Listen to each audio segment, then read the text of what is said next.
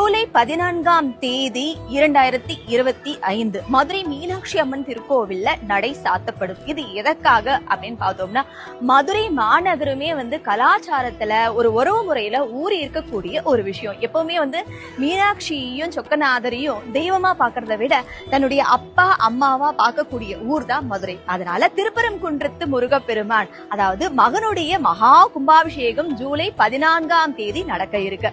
14ஆம் தேதி நடக்கக்கூடிய கும்பாபிஷேகத்தை பார்க்கணுங்கிறதுக்காக அம்மா மீனாட்சியும் அப்பா சொக்கநாதரும் கோவில்ல இருந்து 13ஆம் தேதி சாயந்தரமே கிளம்பிடுறாங்க. அதனால கிளம்புறதுனால ஜூலை 14ஆம் தேதி திருப்பரங்குன்றத்து மகா கும்பாபிஷேகத்துல கலந்துக்கிட்டு அன்னைக்கு சாயந்தரம் நடக்கக்கூடிய பஞ்சமூர்த்தி புறப்பாட்டிலையும் கலந்துக்கிட்டு அன்னைக்கு ராத்திரி தான் மதுரைக்கே திரும்புவாங்க. அதனால திரும்பவும் நம்ம மீனாட்சியும் சொக்கநாதரையும் பார்க்கணும்னா மதுரையில ஜூலை 15ஆம் தேதி காலையில தான் பார்க்க முடியும். அதனால மதுரைக்கு பிளான் பண்ணி கிளம்புறவங்க ஜூலை 13ஆம் தேதி சாயந்தரம் 6 மணி வரைக்கும் தான் நடை திறந்திருக்கும். அதே போல ஜூலை 14ஆம் தேதி நடை சாத்தப்படும். திரும்பவும் நீங்க ஜூலை 15ஆம் தேதி தான் நீங்க மீனாட்சியும் சொக்கநாதரையும் பார்க்க முடியும். மீனாட்சி